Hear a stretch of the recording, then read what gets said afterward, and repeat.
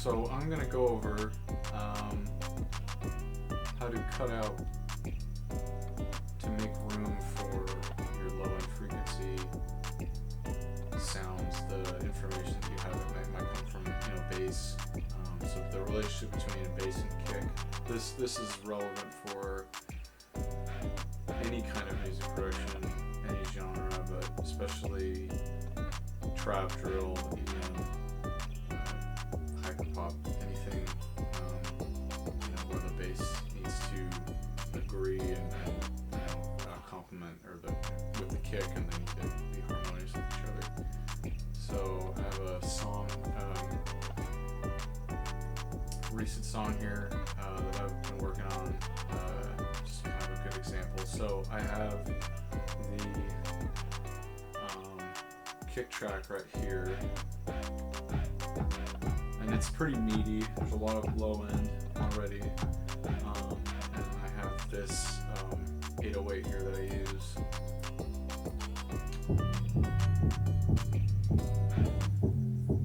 So obviously there's already some punch to the 808, but what I want to do is I want to have the frequency that I emphasize in the 808 to not conflict with the kick, and vice versa. So just think of headspace and think of room that each track takes up, occupies with their frequency. So obviously, higher end frequencies, hi-hats, pianos, synths, especially if it's stereo, they're taking up a lot of space in the high-end range.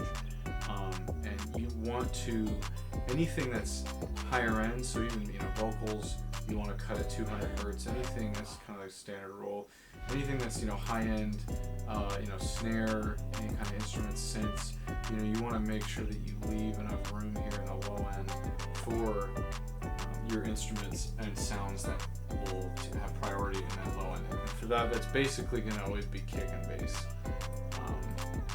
And since those two instruments are really the only things occupying that space, you want to make sure they don't conflict with each other and they agree. So by doing that, if we look at the 808 here, I cut this at low pass about 600, and I want to emphasize 100 hertz right here. This is kind of where I get the media, so I'll show you what it sounds like. I also have a lot of compression. I can go over that another time, but I want to make sure that the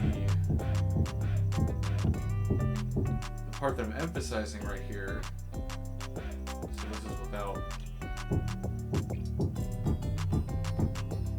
just with the compression, it sounds distorted, it doesn't sound as me. Actually, let's listen to it dry. This is dry. So I see with a lot of this, with my, this is a parametric EQ here, we're doing a lot to take out a lot of those unwanted frequencies to make it sound warmer, but also make it punch more. So here is with the compression, but also with this equalization.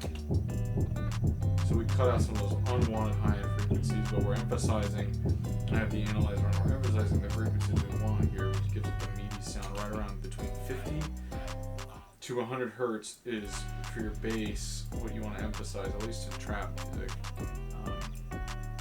And then, since that's what I'm emphasizing in the kick, we want it to complement, so we want it to use, or I guess occupy the opposite space. So where I've got the 808 situated, we want to come here and subtract in 100 hertz so that sound isn't conflicting, that frequency isn't conflicting with the 808. So it's still meaty, there's still a lot of kick to it because we've increased the high end here around 5,000 hertz.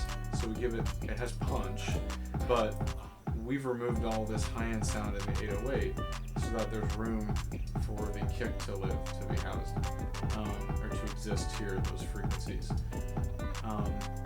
So obviously I've removed most of the subsonic, the sub-bass sound here, which anything kind of below 30 or 20, it's tactile, it's inaudible, it's not auditory, it's seismic basically, it's vibrational, and anything audible, what you want for bass is between, usually 50 to 100 hertz, 50 to 200, that's a good bass range. So what I've done is I've subtracted this 100. So what you do is you want to select the node, right?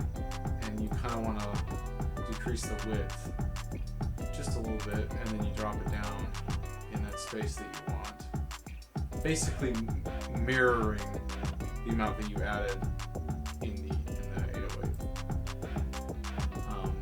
Obviously without this, it's a lot punchier. There's still more bass, but we've tailor-made this sound so that it complements the 808 well, and that they fit nice together. Think of it as like a puzzle piece. We have these two puzzle pieces that are sitting in this space below 200 hertz, and it is a finite amount of space. So together,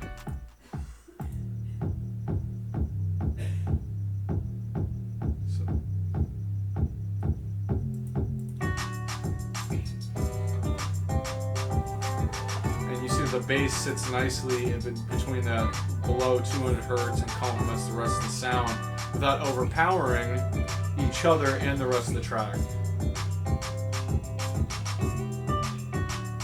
And make sure you follow for more mixing tips. I'll go over high end and how to mix vocals with piano later. Thanks.